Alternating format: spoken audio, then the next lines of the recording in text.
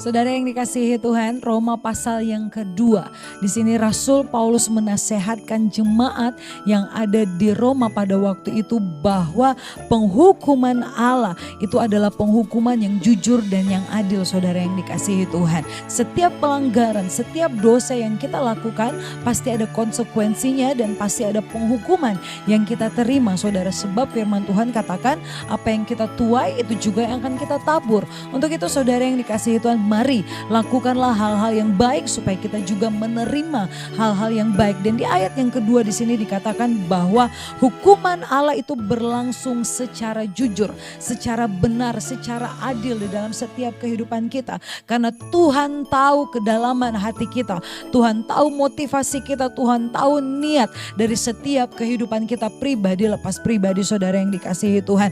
Tapi bersyukur saudara, kemurahan Tuhan itu ada di dalam setiap kehidupan kita pribadi lepas pribadi. Dan di ayatnya yang keempat di sini dijelaskan bahwa maksud kemurahan Tuhan adalah supaya menuntun setiap kehidupan kita kepada pertobatan, menuntun setiap kehidupan kita kepada jalan-jalan yang benar, menuntun setiap kehidupan kita kepada jalan Tuhan yang benar, saudara yang dikasihi Tuhan. Tetapi di sini kenapa manusia masih mengeraskan hati sehingga tidak mau meresponi kemurahan Allah, saudara yang dikasihi Tuhan? Yang pertama, mereka masih nyaman terhadap dosa. Manusia masih melakukan dosa. Mereka tidak mau meninggalkan kehidupan mereka yang lama. Mereka masih senang terkungkung dalam dosa, saudara yang dikasihi Tuhan. Ini yang menyebabkan hati manusia dikeraskan sehingga firman Tuhan tidak mau masuk. Firman Tuhan tidak dapat bekerja dalam setiap kehidupan kita. Kemudian yang kedua, kenapa manusia mengeraskan hati mereka? Karena mereka meremehkan firman Tuhan. Karena mereka meremehkan Tuhan di dalam setiap kehidupan mereka pribadi lepas pribadi.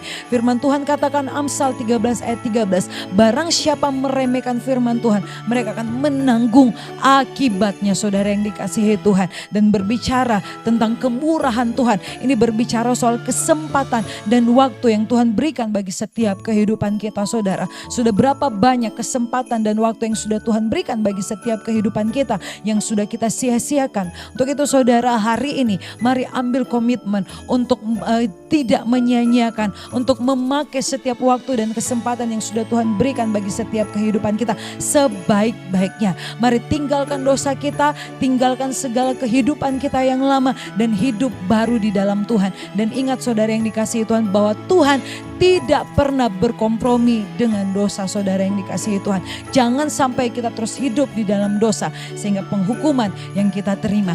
Jangan lagi bermain-main dengan dosa, saudara. Tinggalkan kehidupan kita yang lama dan hidup baru bersama dengan Tuhan. Dan saya percaya kehidupan yang kekal akan kita terima di dalam setiap langkah kehidupan kita. Puji bagi nama Tuhan. Tuhan Yesus memberkati.